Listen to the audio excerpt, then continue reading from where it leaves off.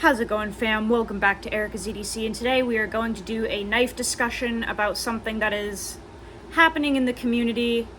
This is going to be a video that you can just turn on, listen to almost like a podcast. Not really going to be showing too much, but I think it's important because I've been trying to let this ride out, and it's just something that almost seems to be growing. So we're going to get into it today. I want to discuss knife makers, new knife makers versus knife makers that have been doing it for a while. I want to talk about handmade knives versus machined knives that are put together by hand, right? Because there's a difference. And I want to talk about warranties and where we draw the line with that, right? Because we had something happen yesterday to Kyle from the Scrawny Lumberjack. I'm sure you guys saw that video, and if you didn't, please check it out because it's really critical information. Kyle is a good friend of mine. He's a new maker, I would say. He's only made about 100 knives, so that's pretty new. He is the one that makes the cool little splinters and the vulture, and he's just a really cool dude. Does everything by hand, in-house. Does the heat treat, everything, okay? So basically, I'm not going to get into the depths of what happened with him. You can go watch his video if you want to get all the info.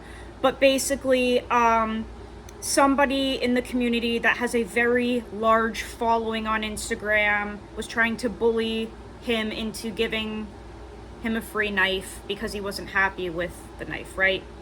And the whole thing was kind of wild. It got really out of hand and got to the point of, threats and harassment. I want to talk about the journey of handmade knives, okay? And cosmetic little flaws versus maybe flaws that actually affect the use of a knife, right? So, in my opinion, and this is all just my opinion, I would rather have a knife that comes with maybe a few little cosmetic flaws that don't affect their performance over a knife that comes with like something that would actually affect the performance, right? So let's talk about cars for a second, because I think this is a really good example. Let's say you went to a dealership to buy a brand new car. And you buy the car for the money, and you get in the car and you go to turn it on and the car doesn't start. And you're like, what the heck? Car isn't starting. And you call the dealer guy over and he's like, oh, yeah, well, you bought the car, but you have to buy the battery separately and put it in, and then you're good to go. That wouldn't really work, right? Like, that would be insanity. If we bought a car under the impression that the car would drive us home and drive us places and stuff, and then you realize, you pop the hood and there's no battery and you can't even drive it. It'd be like, that's messed up, right? Like, nobody ever would say that that's okay. Now sorry, I'm getting a phone call, hold on. That situation, in my opinion, is equivalent to buying a knife that doesn't have a sharp edge. Okay, so I have an example here, but I actually don't want to use it for purposes. This knife came with a sharp edge, okay, but I just want to use this as an example. Hypothetically speaking, let's say I bought this little Essie here, and this knife is meant to cut things. So all knives are meant to cut. A knife is a wedge, and it has a sharp edge at the apex to separate materials very efficiently, right?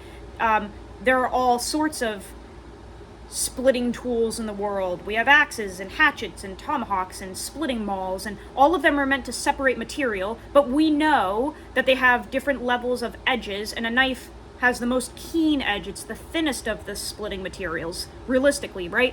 So you buy a knife and it should have a nice sharp edge to split materials in half efficiently.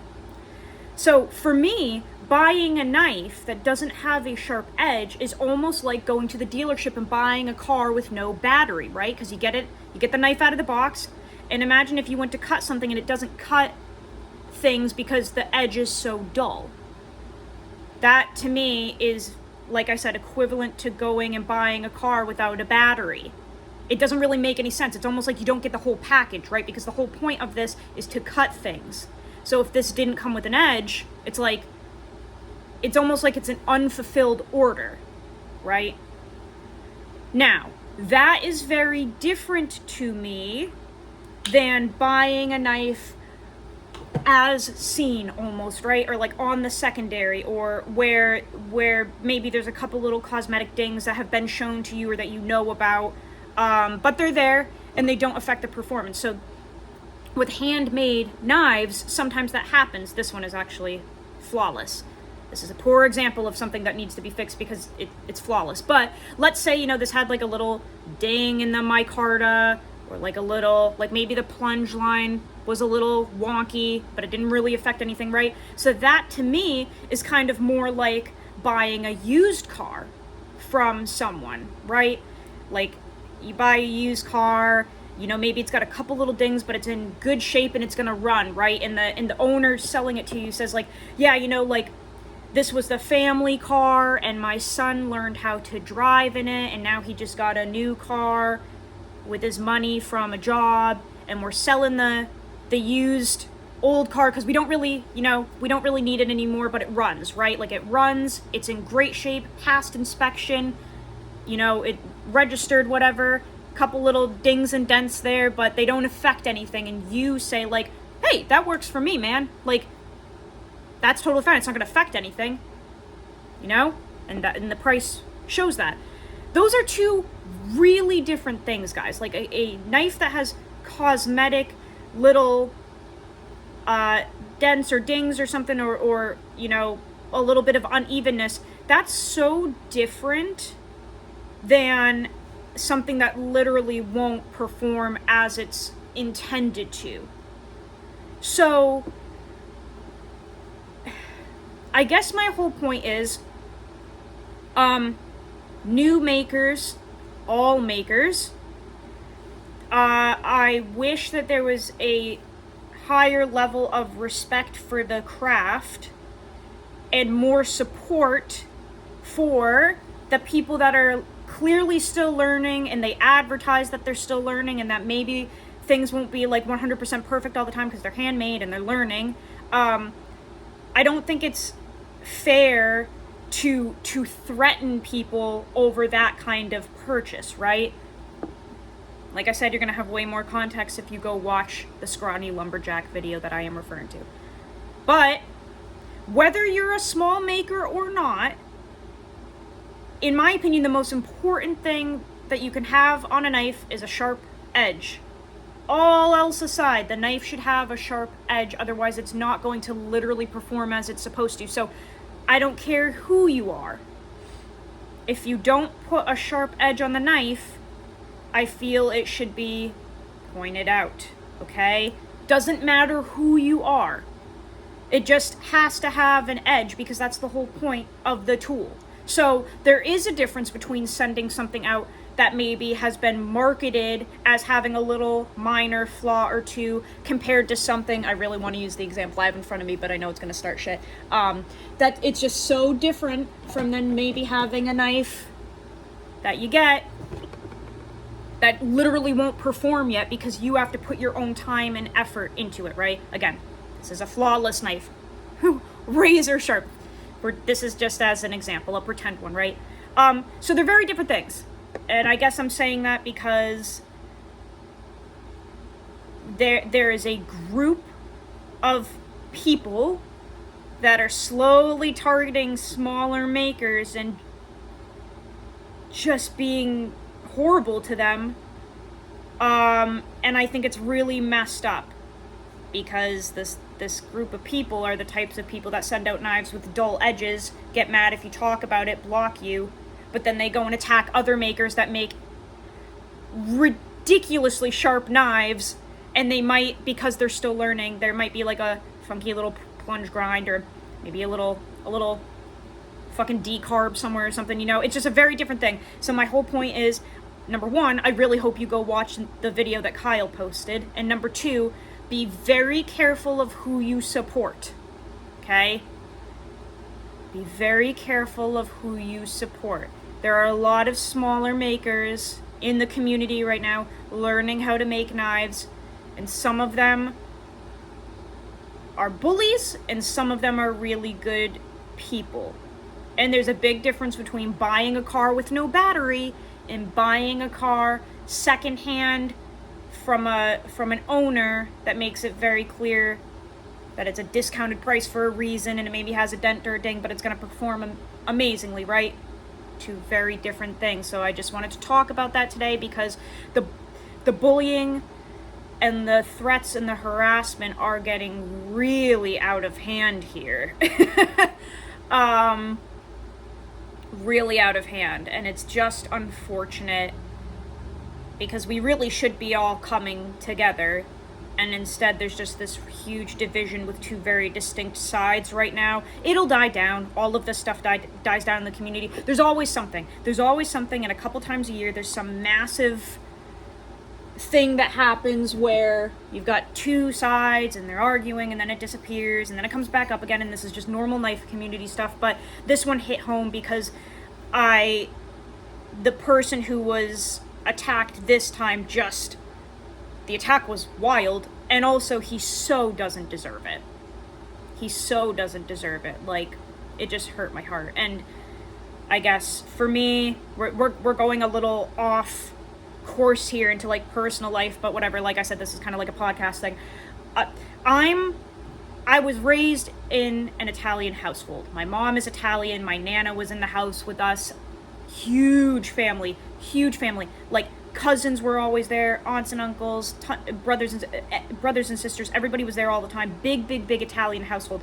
Raised Italian with that mentality of you are loyal to your family and your friends, no matter what, and you just stay loyal and you stay honest, and you have this undying commitment to your family and friends, and that was like instilled in my brain. And you might think it's geeky, you might think it's pathetic, that's totally fine. For me, if I call you my friend, I'm gonna have your back when you need it. My loyalty is to you, unless you fuck me over, but if I consider you a friend, I'm going to have your back. I'm going to be in the fight with you, because that's just how I was raised, and that's how I do things. I want to be able to die one day, and I want people to think back and be like, whenever I needed someone to back me up or to validate me or to have proof or just to go to someone that I trusted and needed a second opinion, I went to Erica. Like, I want people to be able to say that, because that's just been instilled in my brain my whole life. So when I saw Kyle, who is, all knives aside and everything, he's a friend of mine, I saw him getting attacked and threatened, I was like, I got you, man. And so many people have his back. Like, if you go look at the comments on the YouTube video or the Instagram video, like, so many people have his back. And like I said, a lot of people are going to be like, you're dramatic, you're putting yourself into drama, shut up, like, you shouldn't care that much. I do. And I think undying loyalty is something that has been lost over the years, and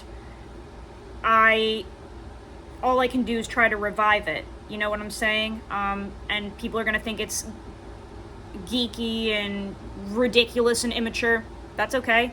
I just want my friends to know that I have their backs. So that's why I made the video, because I want to have Kyle's back, and this is something that was really out of pocket and really messed up what happened. And I just want to give a little PSA to the group of boys trying to do this. You're not gonna win. You're not gonna win. So, guys, check out the Scrawny Lumberjack. Awesome guy. Really good guy. Makes great knives, great performance knives. He's still learning. May have a little tiny cosmetic thing here or there. He's very transparent. Just, he's someone that deserves to see some love. So, just giving him that little shout out, because I think he needs it after the ridiculous drama that happened. But if you're a friend of mine, I've got your back no matter what. That's just how it is. I know it's nerdy. That's okay. I'm fine with that. I will see you guys on the next video. Go use your shit. Learn how to sharpen your knives. I will see you so soon. I love you so much, fam. Take care.